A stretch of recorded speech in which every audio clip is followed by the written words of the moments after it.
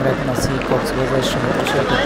পৃথিবীর দীর্ঘতম সমুদ্র সৈকত, এটি বাংলাদেশের সবচেয়ে জনপ্রিয় পর্যটন কেন্দ্র।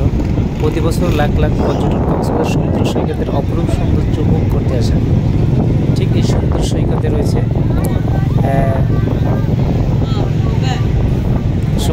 রয়েছে বিশাল নীল জলরাশির সাথে সাদা বালির অপরূপ মেলবন্ধন আমার মনকে মাতিয়ে তোলে। সৈকতের তীরে দাঁড়িয়ে সমুদ্রের ঢেউয়ের ঝড়ে আমি হারিয়ে ফেলি।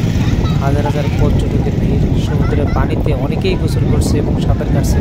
আমি তাদের সাথে যুক্ত হলাম, গোসলে অনেক আনন্দ উপভোগ করলাম। গোসল শেষ করার পরে যেটা হয় সেটা হলো সৈকতের আশেপাশে অনেক দোকানপাট থাকে, রেস্তোরাঁ, সাংস্কৃতিক অনুষ্ঠান ইত্যাদি ছিল। আমরা সৈকতের বিভিন্ন ধরনের খাবার খেলাম এবং সাংস্কৃতিক অনুষ্ঠান উপভোগ করলাম।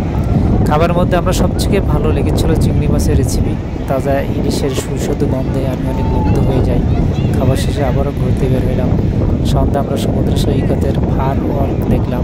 ফায়ার ওয়ার্কের আলোয় সমুদ্র সৈকতের সৌন্দর্যকে আরও বাড়িয়ে দেয়।